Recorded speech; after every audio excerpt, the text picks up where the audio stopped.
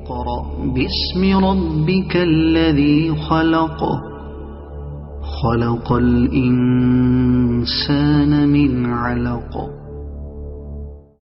بسم الله الرحمن الرحيم الحمد لله رب العالمين والعاقبة للمتقين والصلاة والسلام على سيد الأنبياء والمرسلين سيدنا وحبيبنا وحبيب رب العالمين محمد وعلى آله وأصحابه ومن هدى بهديه إلى يوم الدين. أما بعد فقد قال رسول الله صلى الله عليه وسلم اغتنم خمسا قبل خمس شبابك قبل هرمك وصحتك قبل سقمك وفراغك قبل شغلك وغناءك قبل فقرك وحياتك قبل موتك أو كما قال عليه الصلاة والسلام. آمنت بالله صدق الله مولانا العلي العظيم وصدق رسوله النبي الأمي الكريم ونحن على ذلك لمن الشاهدين والشاكرين والحمد لله رب العالمين. درود شریف پڑھ لیں. اللهم صل على محمد وعلى آل محمد كما صليت على إبراهيم وعلى آل إبراهيم إنك حميد مجيد. اللهم بارك على محمد وعلى آل محمد كما باركت على إبراهيم وعلى آل إبراهيم إنك حميد مجيد. میرا عزیزو، پیارو، بزرگو، نوجوان ساتھیوں،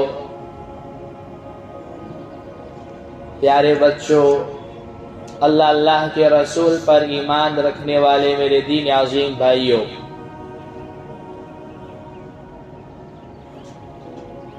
آپ حضرات کے سامنے جناب محمد الرسول اللہ صلی اللہ علیہ وسلم کی ایک جامع نصیحت اور ہدایت پر مشتمل ایک حدیث بیان کی، جس میں اللہ کے حبیب پاک صلی اللہ علیہ وسلم نے 5 چیزوں کا تذکرہ کیا اور 5 چیزوں کو 5 چیزوں کے مقابلے میں آپ نے بیان فرمایا، اور یہ ارشاد فرمایا کہ ان 5 چیزوں کو 5 چیزوں کے پیش آنے سے پہلے غنیمت جانو. پہلی بات آپ نے ارشاد فرمائی شبابک قبل حرمک، اغتنم خمسا قبل خمسین، 5 چیزوں کو 5 چیزوں کے پیش آنے سے پہلے غنیمت جانو.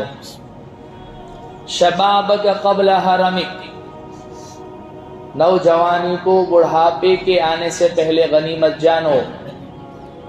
دوسری بات آپ نے ارشاد فرمائی صحتک قبل سقمک، صحت تندرستی کو بیماری کے آنے سے پہلے غنیمت جانو. پھر آپ نے ارشاد فرمایا فراغک قبل شغلک، فراغت کو، خالی رہنے کو، مشغولی سے پہلے غنیمت جانو. غناءک قبل فقرک، مالداری کو، غنا کو، فقر سے پہلے غنیمت جانو. حیاتک قبل موتک، زندگی کو موت کے آنے سے پہلے غنیمت جانو. یعنی کل 5 چیزیں ہیں، اور وہ 5 چیزیں 5 چیزوں کے مقابلے میں ہیں کہ ان کے آنے سے پہلے ان کو غنیمت جانو. عزیزو، پیارو، نوجوانوں، اللہ سبحانہ و تعالی نے یہ جو نوجوانی دی ہے، یہ بڑی قیمتی نعمت ہے اللہ سبحانہ و تعالی کی طرف سے ملنے والی. انسان جب اپنی ماں کے پیٹ سے جنم لیتا ہے تو ایک دور اس کا بچپن کا ہوتا ہے، ایک دور کھیلنے کودنے کی عمر کا ہوتا ہے، پھر وہ نوجوان ہوتا ہے، جوان ہوتا ہے، پھر بڑھاپے میں چلا جاتا ہے۔ اللہ کے نبی پاک صلی اللہ علیہ وسلم نے اس میں سے یہ نوجوانی والے دور کو بیان فرمایا کہ نوجوانی کو بڑھاپے کے آنے سے پہلے غنیمت جانا، یعنی نوجوانی میں جتنی آپ عبادت کر سکتے ہو کرو، جتنی نوافل پڑھ سکتے ہیں پڑھو، جتنے قرآن کی تلاوت کر سکتے ہیں کرو، جتنے نیک کام کر سکتے ہو کرو، اس سے پہلے کہ بڑھاپا آ جائے۔ اور ایک حدیث میں آپ علیہ الصلوۃ والسلام نے ارشاد فرمایا کہ مشہور روایت ہے، آپ لوگوں نے سنی ہوگی، میدان محشر میں بندے کے قدم اس وقت تک نہیں ہٹیں گے جب تک 5 سوالوں کے جوابات وہ نہ دے دیں۔ پہلا سوال پوری زندگی کے متعلق کریں گے اللہ۔ اب جب زندگی کے متعلق سوال ہو گیا تو اس میں جوانی بھی آ گئی، لیکن دوسرا سوال مستقل الگ سے انڈیویجول جوانی کے متعلق کریں گے کہ جوانی جو تھی، اس سے آپ اندازہ لگائیں کہ یہ کتنا قیمتی مرحلہ ہے انسان کی زندگی کا، کہ اللہ سبحانہ و تعالی زندگی کا سوال کرنے کے بعد الگ سے اسپیشلی یہ سوال پھر سے کرنے والے ہیں کہ نوجوانی بھی تھی، نوجوانی کہاں خرچ کی۔ اور ایک حدیث میں اللہ کے نبی پاک صلی اللہ علیہ وسلم نے ارشاد فرمایا، سبعۃ یظلھم اللہ فی ظل عرشہ یوم لا ظل الا عرشہ، 7 آدمی کل قیامت کے دن اللہ کے عرش کے سائے تلے ایسے ہوں گے کہ اس وقت عالم اور منظر یہ ہوگا کہ اللہ کے عرش کے سائے کے علاوہ کوئی سایہ نہیں ہوگا۔ اللہ سبحانہ و تعالیٰ 7 قسم کے آدمیوں کو اپنے عرش کے سائے تلے جگہ دیں گے، اس میں ایک وہ نوجوان بھی ہوگا، شاب نشأ فی عبادت اللہ، جس نے اپنی نوجوانی اللہ کی عبادت میں گزاری ہوگی۔ اور ایک روایت میں تو یہ بھی ہے کہ وہ نوجوان بھی ہوگا جس کو خوبصورت حسین و جمیل حسب و نسب والی عورت اپنی طرف گناہ کرنے کے لیے مائل کرے اور وہ گناہ کرنے پر قادر بھی ہو، اور پھر وہ یوں کہے انی اخاف اللہ رب العالمین، میں یہ گناہ نہیں کر سکتا اس لیے کہ میرا رب میرے سامنے ہے، مجھے میرے رب کے سامنے حاضر ہونا ہے، میں اپنے رب سے ڈرتا ہوں، میں بھی ڈروں تو بھی ڈر۔ اللہ سبحانہ و تعالیٰ فرماتے ہیں ایسے نوجوان کو بھی ہم اپنے عرش کے سائے تلے جگہ دیں گے۔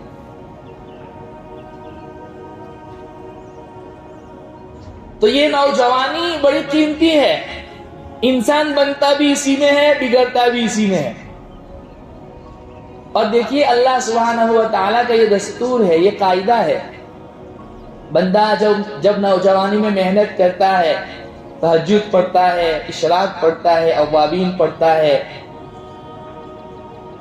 دعاؤں کا اہتمام کرتا ہے، تسبیحات کا اہتمام کرتا ہے، پابندی کے ساتھ صلاۃ التسبیح کی نماز پڑھتا ہے، یہ سارے اعمال خیر نوجوانی میں کرتا رہتا ہے۔ اب بڑھاپا آ گیا، اب جو ہے تہجد نہیں پڑھ سکتا، اب اشراق نہیں پڑھ سکتا، اوابین نہیں پڑھ سکتا، قرآن کی تلاوت زیادہ نہیں کر سکتا، تسبیحات زیادہ نہیں پڑھ سکتا، اور اسے اندر سے یہ کھٹکا لگا رہتا ہے کہ کاش نوجوانی میرے پاس رہتی تو میں تہجد بھی پڑھتا، اشراق بھی پڑھتا، اوابین بھی پڑھتا، قرآن کریم کی تلاوت بھی کرتا۔ تو اللہ سبحانہ و تعالی نوجوانی میں وہ اعمال کرنے کی برکت سے بڑھاپے میں بھی اس کو وہ ثواب دیتے رہتے ہیں۔ اس کے برعکس ایک آدمی ہے جس نے نوجوانی میں کچھ کیا ہی نہیں، نہ کبھی نماز پڑھی، نہ روزہ رکھا، نہ زکوٰۃ دی، نہ جو ہے لوگوں کی مدد کی، نہ نوجوانی سے فائدہ اٹھایا، بلکہ اس نوجوانی کو دوسروں کے لیے جو ہے تکلیف کا باعث اور ذریعہ بنا دیا، تو پھر بڑھاپے میں اس کو کوئی ثواب اس پر نہیں ملتا۔ ہاں اگر بڑھاپے میں کوئی عمل کرے گا اس کا ثواب الگ ہے، لیکن ایک شخص نوجوانی میں محنت کرتا ہے، عبادت کرتا ہے، روتا ہے، گر گراتا ہے، اللہ سے ڈرتا ہے تنہائی میں، جلوت میں، خلوت میں، اللہ کو سامنے رکھتا ہے، اللہ کا استحضار ہے، تقوی ہے اس کے پاس، شرم و حیا ہے، اس بات کا خوف ہے میں نے میرے رب کے سامنے حاضر ہونا ہے، تو پھر اللہ سبحانہ و تعالیٰ اس نوجوان کی نوجوانی کی قدر کرتے ہیں۔ اس لیے ایسے وقت کے آنے سے پہلے کہ کرسی پہ بیٹھ کر نماز پڑھنی پڑے، انسان رکوع کرنا چاہے رکوع نہ کر سکے، سجدہ کرنا چاہے سجدہ نہ کر سکے، قرآن کی تلاوت کرنا چاہے تلاوت نہ کر سکے، ایسے وقت کے آنے سے پہلے اس وقت کو غنیمت جانو۔ 5 چیزیں حدیث میں آپ نے ارشاد فرمائی۔ ایک، آپ نے نوجوانی کا تذکرہ کیا، بڑھاپے سے پہلے اس کو غنیمت سمجھو۔ صحت کا تذکرہ کیا، بیماری سے پہلے اس کو غنیمت جانو۔ اور اللہ کے نبی صلی اللہ علیہ وسلم نے فراغت کا تذکرہ کیا مشغولی سے پہلے، اور غنا کا تذکرہ کیا فقر سے پہلے، حیات زندگی کا تذکرہ کیا موت سے پہلے۔ ان میں 2 چیزیں تو ایسی ہیں جو جا کے کبھی واپس نہیں آنے والی۔ جوانی چلی گئی واپس نہیں آئے گی، زندگی چلی گئی واپس نہیں آئے گی۔ ہاں تندرست تھے، بیمار ہو گئے، علاج ہوا، اللہ نے شفا رکھی، ہو سکتا ہے آپ تندرست ہو جاؤ۔ آپ مالدار تھے، فقیر ہو گئے، پھر اللہ نے برکت دے دی، آپ مالدار ہو جاؤ۔ آپ فارغ بیٹھے ہوئے تھے، مشغولی آ گئی، پھر اللہ کا کرم ہو جاوے اور پھر آپ پھر سے فارغ ہو جاؤ۔ یہ ہو سکتا ہے، یہ آنی جانے والی چیزیں ہیں۔ لیکن 2 چیزیں ایسی ہیں، جوانی چلی گئی واپس نہیں آئے گی۔ پھر کتنے بھی قصیدے پڑھتے رہو، الا لیت الشباب یعود یوما لاخبرہ بما فعل المشیب، کتنے بھی اشعار پڑھتے رہو واپس نہیں آئے گی۔ میر انیس ایک شاعر گزرے ہیں، وہ کہتے ہیں دنیا بھی عجب سرائے فانی دیکھی، دنیا بھی عجب سرائے فانی دیکھی، یہاں ہر چیز آنی جانی دیکھی، جو آ کے نہ جاوے وہ بڑھاپا دیکھا، جو جا کے نہ آئے وہ جوانی دیکھی۔ اس لیے اس نوجوانی کی قدر جانو، یہ اللہ کی طرف سے ملنے والی بہت بڑی نعمت ہے۔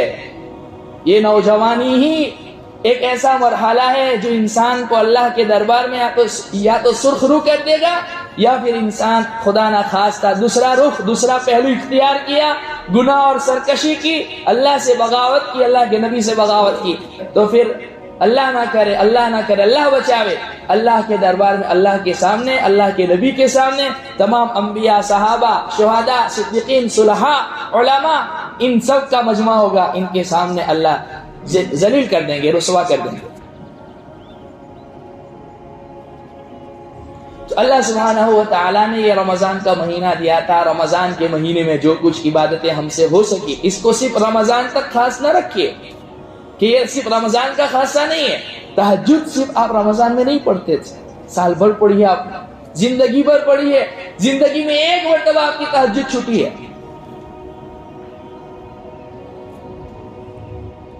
نماز 5 وقت کی صرف رمضان کے لیے نہیں ہے، زندگی بھر کے لیے۔ وَاعْبُدْ رَبَّكَ حَتَّى يَأْتِيَكَ الْيَقِينُ، اے نبی جی اپنے رب کی عبادت کرو جب تک تمہیں موت نہ آ جاوے۔ یہ خطاب کس سے ہے؟ اللہ کے نبی سے ہے، لیکن اللہ سبحانہ و تعالی قیامت تک آنے والے تمام انسانیت کے نام یہ پیغام دینا چاہ رہے ہیں کہ صرف خوشحالی میں، یا یہ کہ چند دنوں کے لیے، چند مخصوص ایام میں، چند مخصوص راتوں میں میری عبادت نہیں ہے، جب تک موت نہ آ جاوے۔ ہاں یہ رمضان کے کچھ مخصوص اعمال تھے جو رمضان میں کرنے تھے، اللہ سبحانہ و تعالیٰ نے کرم فرمایا، وہ عبادتیں ہم سے ادا ہوئی۔ اب آئندہ اللہ نے پورا سال اس کو نہیں مانگا، تراویح صرف 30 دن کے لیے تھی، رمضان کے روزے 30 دن کے لیے تھے، وہ ہو گئے، اب اللہ نے اس قید سے آزاد کیا۔ لیکن اس کا مطلب یہ نہیں ہے کہ ہم بالکل آزاد ہو گئے ہیں، ہمارے گلے میں اسلام کا طوق ہے۔ اب کوئی بڑے سے بڑا بادشاہ آ کر، بڑے سے بڑا عالم آ کر، اور بڑے سے بڑا مفتی اور شیخ الحدیث آ کر، بڑے سے بڑا ذمہ دار، بڑے سے بڑا بادشاہ آ کر یہ کہے کہ نہیں یہ چیز جو حلال تھی میں اس کو حرام کر دیتا ہوں، وہ حرام چیز حرام رہے گی، وہ حلال نہیں ہو سکتی۔ جو چیز حلال ہے وہ حلال رہے گی، حرام نہیں ہو سکتی۔ الیوم اکملت لکم دینکم واتممت علیکم نعمتی ورضیت لکم الاسلام دینا، آج میں نے تم پر تمہاری نعمت کو مکمل کر دیا، تمہارے لیے دین اسلام کو پسند کیا، تمہارا دین مکمل، نعمت اسلام تمہارے لیے میں نے مکمل اور دین اسلام کو پسند کر لیا۔ تو اب حلال حرام نہیں ہو سکتا، حرام حلال نہیں ہو سکتا، حلال بھی واضح حرام بھی واضح، لہذا ہم اپنے آپ کو آزاد نہ سمجھے کہ اب رمضان کا مہینہ گزر گیا ہم آزاد ہیں، جو کرنا چاہے کر سکتے ہیں، ایسا نہیں ہے۔ 5 وقت کی نماز 24 گھنٹے میں اللہ نے مانگی ہے اور اس کے متعلق سوال کریں گے۔ تو پہلی چیز آپ نے فرمائی حدیث میں اغتنم خمسا قبل خمسین، 5 چیزوں کو 5 چیزوں سے پہلے غنیمت جانو۔ شبابک قبل حرمک، نوجوانی کو بڑھاپے کے آنے سے پہلے غنیمت جانو۔ پھر فرمایا صحتک قبل سقمک، بیماری کے آنے سے پہلے تندرستی کو غنیمت جانو۔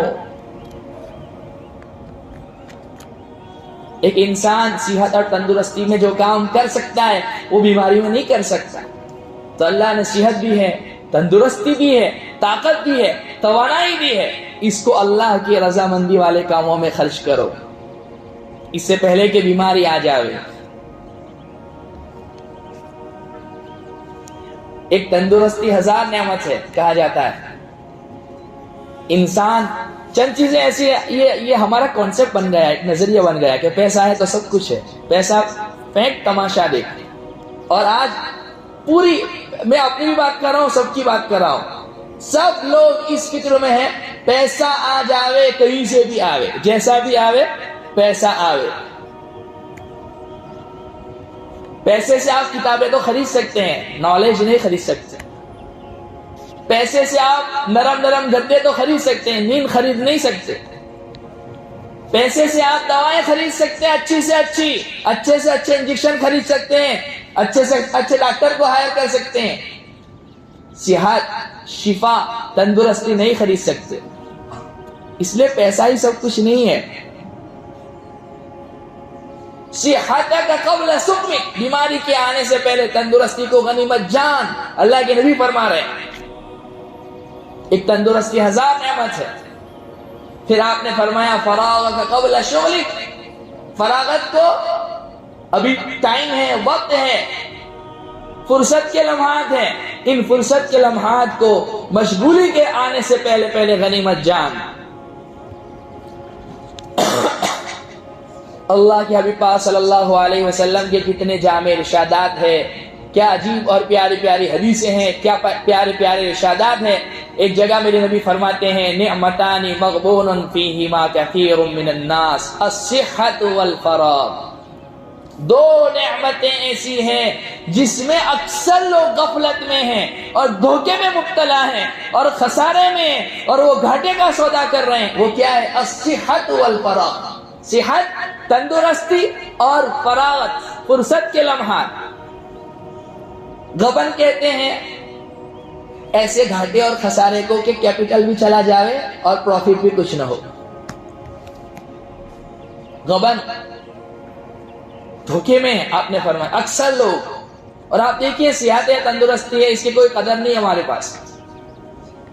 جاؤ ہسپتال میں جا کے دیکھو، وہ لوگ جنہیں ڈاکٹر نے چلنے سے منع کر دیا، وہ لوگ جن کی آنکھیں چھین لی گئی، وہ لوگ جن کے ہاتھ کاٹ دیے گئے، وہ لوگ جن کے پاؤں کاٹ دیے گئے۔ صحت، تندرستی بہت بڑی نعمت، فراغت، فرصت کے لمحات، آپ کے اوپر کچھ بوجھ نہیں ہے، یہ اللہ نے حلال فراغت والی روزی دے رکھی ہے، آپ فارغ ہیں۔ لوگ 100 روپے کمانے کے لیے کتنی محنت کرتے ہیں، اپنے بیوی بچوں کا پیٹ پالنے کے لیے کتنی محنت کرتے ہیں۔ اگر اللہ نے آپ کو گھر میں بیٹھے ہوئے فراغت والی حلال روزی عطا فرمائی ہے تو ان فرصت کو غنیمت جانو اور اس کو اللہ کی راہ میں خرچ کرو۔ اور پھر آگے آپ نے فرمایا وَغِنَاءَكَ قَبْلَ فَقْرِكَ، اور غنا کو، مالداری کو فقر کے آنے سے پہلے غنیمت جان۔ ہمارے یہاں غنا کی تعریف یہ ہے کہ انسان کے پاس بہت سارا روپیہ پیسہ ہو، اس کی بہت عزت ہو، اس کے پاس لینڈ کروزر ہو، اچھی اچھی گاڑیاں ہو، بیویاں ہو، حشم و ختم ہو، پروٹوکول کے ساتھ وہ چل رہا ہو۔ یہ ہمارے نزدیک غنا کا، مالدار ہونے کا کانسیپٹ ہے، یہ ہمارے یہاں ہم اس کو مالدار سمجھتے ہیں، جبکہ غنا جو ہے اس کے درجات مختلف ہے، ہر آدمی کا غنا اس کے اعتبار سے الگ ہو سکتا ہے۔ ایک صحابی اللہ کے نبی پاک صلی اللہ علیہ وسلم کے پاس آئے اور کہا یا رسول اللہ میرا خدا سوال ہے، آپ میرا سوال پورا کروا دیجئے۔ اللہ کے نبی نے فرمایا کیا تیرے پاس جھونپڑی نہیں ہے سر ڈھانپنے کے لیے؟ کہا ہے یا رسول اللہ۔ کہا تیرے پاس بیوی نہیں ہے؟ کہا ہے یا رسول اللہ۔ تو پھر آپ نے فرمایا تو مالدار ہے۔ صحابہ بھی تو صحابہ تھے، انہوں نے پھر عرض کیا یا رسول اللہ لی خادم، میرے پاس خادم بھی ہے۔ تو پھر آپ نے فرمایا تو مالدار نہیں، تو بادشاہ ہے۔ اب آپ علیہ الصلوۃ والسلام غنا کی ڈیفینیشن کیا بیان فرما رہے ہیں، اور ہمارے نزدیک غنا کی کیا ڈیفینیشن ہے؟ مالداری کا معیار ہمارے نزدیک کیا ہے؟ اللہ کے نبی پاک صلی اللہ علیہ وسلم کے ارشاد کے بقول ہم میں سے ہر شخص مالدار ہے۔ اور ایک روایت میں آپ نے فرمایا جس نے صبح اس حالت میں کی کہ کوئی موٹی بیماری اس کو نہیں، سردی زکام کھانسی وغیرہ نہیں، یہ تو آنے جانے والی چیزیں ہیں، کوئی بڑی بیماری نہیں، کینسر نہیں، ٹیومر نہیں، ایسی بیماری جو انسان کی جان لے لے، اسے ہلاک کر دے، اسے بستر سے لگا دے، جس سے انسان پناہ مانگتا ہے، جس نے صبح اس حالت میں کی کہ اسے کوئی موٹی بیماری نہیں، اور صبح شام کی روٹی اس کے پاس موجود ہے۔ ہمارے پاس ہمارا مزاج کیا ہے؟ ابھی ہمیں اللہ الفام کھلا رہا ہے تو کل کی فکر ہے، کل سالہ کیا ہوگا؟ اللہ ابھی کھلا رہا ہے، ابھی کھا لے بابا، کل کا بھی اللہ مالک ہے، پرسوں کا بھی اللہ ہی مالک ہے۔ ہم اس کو کھانے کے بجائے اور اس کو ہضم کرنے کے بجائے جو ہے آئندہ کل کی فکر کرتے، صبح ناشتے میں کیا ملے گا، صبح ناشتے کا کیا ہوگا، دوپہر کا کیا ہوگا۔ کبھی کبھار تو ایسا ہوتا ہے کہ بھوک ہے لیکن جان بوجھ کر بچا کے رکھتا ہے کہ آئندہ کل کے لیے رکھتے ہیں۔ یہ ہماری سوچ ہے۔ تو اللہ کے نبی فرماتے ہیں کہ جس نے صبح اس حالت میں کی کہ کوئی موٹی بیماری نہیں، دن بھر کی روزی اس کے پاس ہے، صبح شام کا کھانا اور سر ڈھانکنے کے لیے جھونپڑی ہے۔ اب سر ڈھانکنے کے لیے ایئر کنڈیشن مکانات کا ہونا، بڑے بڑے حویلیوں کا ہونا، محلات کا ہونا وہ ضروری نہیں ہے۔ 10 بائی 10 کی جھونپڑی بھی اگر اللہ نے آپ کو دی ہے، چھوٹا سا کمرہ بھی آپ کے پاس ہے، تو اللہ کے نبی فرماتے ہیں کہ یہ شخص ایسا ہے جیسے اسے پوری دنیا کی بھلائی دے دی گئی۔ اس لیے دوسروں کو دیکھنے سے وہ چیز تمہارے پاس آنی تو ہے نہیں، جلن پیدا ہوگی، جیلسی پیدا ہوگی۔ کیوں دیکھنے کی دوسروں کی گاڑیوں کی طرف، کیوں دیکھنے کا دوسرے کے محلات کی طرف، خود پریشان ہو جانا۔ اللہ نے جو، اس لیے آسان طریقہ ہے، اللہ نے جو تمہیں دیا ہے اس کی طرف نگاہ دوڑاؤ، پھر تمہارا دل کہے گا میں اس کا بھی لائق نہیں تھا، اللہ نے یہ دیا، میں اس کا بھی لائق نہیں تھا، اللہ نے یہ بھی دیا۔ ہم دوسروں کی نعمتوں کو دیکھتے ہیں، اللہ نے جو ہمیں نعمتیں دی اس کی طرف نگاہ نہیں دوڑاتے۔ اللہ نے جو ہمیں نعمتیں دی ہے اس کی طرف نگاہ دوڑائیں گے تو شکریہ کا جذبہ پیدا ہوگا۔ دوسروں کی محلات کی طرف بہت سے لوگ ہوتے ہیں نا جن کی عادت ہوتی ہے چلتے جاتے ہیں یا گاڑی پر جاتے ہیں، ہاں میں بھی ایک دن ایسا بناؤں گا، میرے پاس بھی ون ڈے مطلب میں بھی ایک دن مطلب جو ہے ایسی بلیٹ خریدوں گا، ایسی گاڑی خریدوں گا۔ تیرے مقدر میں ہوگی تو وہ آئے، پریشان ہوتا رہتا ہے، اب پھر وہ چکر میں رہتا ہے کیسے حلال کو حرام کر دوں اور کیسے وہ بائک میں خریدوں۔ اب جا رہا ہے بینک کے پاس، لون نکال رہا ہے اور خرید رہا ہے۔ اللہ اکبر۔ تو اللہ کے نبی پاک صلی اللہ علیہ وسلم نے فرمایا کہ وَغِنَاءَكَ قَبْلَ فَقْرِكَ، فقر کے آنے سے پہلے غنا کو غنیمت جان۔ اب وہ جو مال اللہ نے دیا ہے اس کو اللہ کی راہ میں خرچ کر، مسجدوں میں استعمال کر، مدرسوں میں استعمال کر، اسکولوں میں استعمال کر، بچوں کی تعلیمات میں استعمال کر، اپنے غریب رشتہ داروں پر خرچ کر، ماں باپ پر خرچ کر، بیوی بچوں پر خرچ کر، پڑوسیوں پر خرچ کر، رشتہ داروں پر خرچ کر، محلے والوں پر خرچ کر، جہاں جہاں میں کہہ رہا ہوں وہاں خرچ کر۔ دنیا کے بینک میں پیسہ رکھے گا اور اس پر جو پروفٹ ملے گا وہ پروفٹ نہیں ہے، وہ سود ہے، انٹرسٹ ہے، وہ لینا تیرے لیے جائز نہیں ہے۔ اللہ کہتے ہیں کون ہے جو مجھے قرض دے؟ اللہ قرض مانگ رہا ہے۔ یہ کیا ہے قرض؟ مسجد بنا دیا آپ نے، مدرسہ بنا دیا، اسکول قائم کر دی، بچوں کی تعلیم کا انتظام کیا، کہیں پانی کی ضرورت تھی آپ نے ٹینک لگوا دی، کہیں ایئر کولر کی ضرورت تھی آپ نے ایئر کولر لگوا دیا، کہیں راستہ صحیح نہیں تھا راستہ لگوا دیا، کہیں لائٹ کی ضرورت تھی لائٹ لگوا دی۔ بہت سارے کام ہیں، اس کی پوری لمبی فہرست ہے۔ ان میں خرچ کر، وَغِنَاءَكَ قَبْلَ فَقْرِكَ، اس سے پہلے کہ مال کو سے چھین لیا جائے۔ اور پھر آپ نے فرمایا وَحَيَاتَكَ قَبْلَ مَوْتِكَ، اور اپنی زندگی کو موت سے پہلے غنیمت جان، زندگی کو موت سے پہلے غنیمت جان۔ زندگی ایک مرتبہ چلی گئی واپس نہیں آئے گی۔ اذا جاء اجلهم لا يستأخرون ساعة ولا يستقدمون، جب موت کا وقت آ جائے گا تو نہ ایک گھڑی آگے نہ ایک گھڑی پیچھے۔ موت کا فرشتہ کسی کو مہلت نہیں دیتا۔ اس لیے آپ نے حدیث میں 5 چیزیں ارشاد فرمائی، اس میں 2 چیزیں ایسی ہیں جو جا کر واپس نہیں آئے گی۔ جوانی چلی گئی واپس نہیں آئے گی، زندگی ہاتھ سے چلی گئی واپس نہیں آئے گی۔ اس لیے یہ اللہ کے نبی صلی اللہ علیہ وسلم کا ایک جامع ارشاد ہے، جامع ارشاد ہے۔ کیا آپ کی نصیحتیں، اللہ اکبر، گھنٹوں بات کی جا سکتی ہے، گھنٹوں بات کی جا سکتی ہے۔ صرف آپ کے ایک ایک ارشاد پر گھنٹوں بات کی جا سکتی ہے، اس کی تفصیلات میں جایا جا سکتا ہے، ایسے جامع آپ کے ارشادات ہیں۔ اور اس حدیث میں اللہ کے حبیب صلی اللہ علیہ وسلم نوجوان معاشرے کو جھنجھوڑ رہے ہیں، صرف نوجوانوں کو نہیں۔ اس میں سے کچھ لوگ ایسے ہوں گے جو نوجوان ہیں، وہ اپنی نوجوانی کو بڑھاپے کے آنے سے پہلے غنیمت جانے۔ کئی سارے لوگ ایسے ہیں جو ماشاءاللہ مالدار ہیں، وہ اپنی مالداری کو فقر کے آنے سے پہلے غنیمت جانے۔ کئی لوگ ایسے ہیں جو صحت مند ہے، تندرست ہے، وہ بیماری کے آنے سے پہلے اپنے آپ کو غنیمت جانے۔ کئی لوگ ایسے ہیں جو فارغ البال ہیں، جو فرصت کے لمحات میں جن کے پاس فرصت ہے، وہ مشغولی کے آنے سے پہلے غنیمت جانے۔ اور موت کے آنے سے پہلے زندگی کو غنیمت جاننا یہ تو ہم سب کے لیے لازم اور ضروری ہے۔ تو اللہ سبحانہ و تعالیٰ نے یہ رمضان دیا ہی تھا اس لیے کہ ہمارے اندر تقویٰ آ جائے، اور اللہ سبحانہ و تعالیٰ بھی یہی چاہتے ہیں کہ میرا بندہ میرے پاس میرا ڈر لے کر آئے، میری شرم و حیا لے کر آئے، کل میرے دربار میں جب حاضر ہو تو میں اس کو سرخ رو کروں۔ رمضان اللہ نے دیا ہی تھا اس لیے کہ ہمارے اندر تقویٰ آ جاوے، پرہیزگاری آ جاوے، اللہ کے احکامات پر، اللہ کے نبی کے طریقوں پر ہماری زندگی آ جاوے۔ اللہ سبحانہ و تعالیٰ نے کتنی رخصتیں دی کہ اگر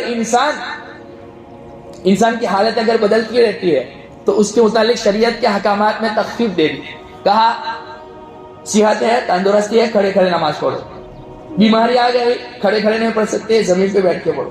زمین پہ بیٹھ کے نہیں پڑھ سکتے، چلو ٹھیک ہے، گھٹنوں میں بہت درد ہے کہ زمین پہ بیٹھ کے پڑھ ہی نہیں سکتے آپ کسی بھی حالت کے ساتھ۔ دیکھیے ایک تو ہے زمین پہ بیٹھ کے نماز پڑھنا، ہم لوگ کیا کرتے ہیں، تھوڑے سے معمولی بہانے سے کرسیوں پر بیٹھ کے نماز پڑھ لیتے ہیں۔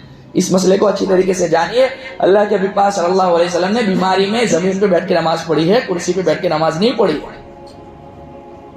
اچھا کچھ لوگ زمین پہ بیٹھ کے اس لیے نماز نہیں پڑھتے کہ وہ یوں کہتے ہیں کہ پاؤں یوں لمبے کرنے پڑیں گے، دونوں پاؤں لمبے کرنے پڑے اور اس طرح سے نماز پڑھ سکتے تو پڑھو۔ کعبۃ اللہ کی طرف پاؤں کا نہ کرنا یہ صرف ادب ہے، کوئی حرام کام نہیں ہے، اور یہاں پر نماز فرض ہے۔ زمین پہ بیٹھ کے جب آپ پڑھ سکتے تو زمین پہ بیٹھ کے پڑھو، تورک کر کے پڑھو، دونوں پاؤں ایک طرف نکال کے پڑھو۔ 4 جانوں بیٹھ سکتے تو 4 جانوں بیٹھو، ایک پاؤں اندر ڈال کے ایک پاؤں سامنے رکھ کے پڑھ سکتے تو ایسے کر کے بیٹھو۔ لیکن کوئی شکل نہیں بن رہی زمین پہ بیٹھ کے پڑھنے کی، تو پھر تیسرے درجے پر حکم ہے اب کرسی پہ بیٹھ کے نماز پڑھو۔ کرسی پہ بیٹھ کے بھی نماز نہیں پڑھ سکتے، لیٹے لیٹے پڑھو، لیٹے لیٹے نہیں پڑھ سکتے، آپ کے اشارے سے نماز پڑھو۔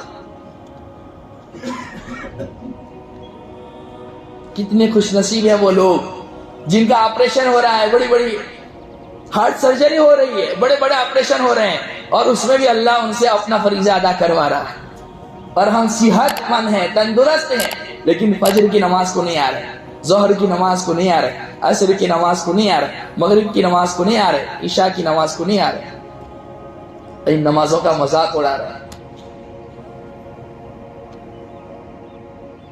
تو ان کو صرف رمضان تک محدود نہیں رکھنا ہے، ہمیشہ اس کو پڑھنا ہے۔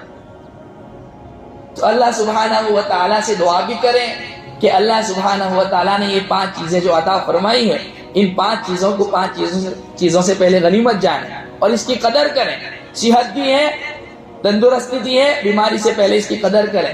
نوجوانی میں آ گئے، نوجوانی کے بڑھاپے میں ڈھلنے سے پہلے اس کی قدر کریں۔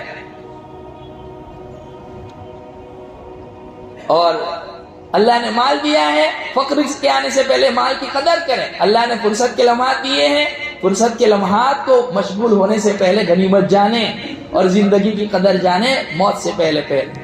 کسی نے کہا نا کہ نوجوانی میں جتنی عبادت کرنی چاہے کر لے، میں نے بڑھاپے میں اکثر لوگوں کو بغیر سجدے کے نماز پڑھتے ہوئے دیکھا۔ جو لوگ کرسی پہ نماز پڑھتے ہیں بیچارے معذور ہیں، مجبور ہیں، کرنا چاہتے ہیں سجدہ نہیں کر سکتے، مجبور ہو گئے، معذور ہو گئے۔ اس وقت کے آنے سے پہلے اس پیشانی کو اللہ کے دربار میں رکھو۔ بندوں کی عاجزی اسے اتنی پسند ہے، سجدے میں سر زمین میں حرم سے بلند ہے۔ بندے کی عاجزی اسے اتنی پسند ہے، سجدے میں سر زمین میں حرم سے بلند ہے۔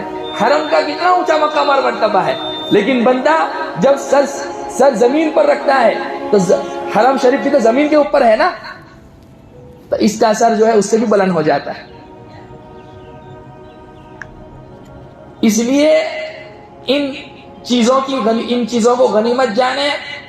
آنے والی 5 چیزیں، چونکہ آپ نے 5 چیزیں تقابل میں بیان فرمائی ہے، صحت کے مقابلے میں بیماری ہے، جوانی کے مقابلے میں جو ہے بڑھاپا ہے، غنا مالداری کے مقابلے میں فقر ہے، فراغت کے مقابلے میں شغل ہے، اور زندگی کے مقابلے میں موت ہے۔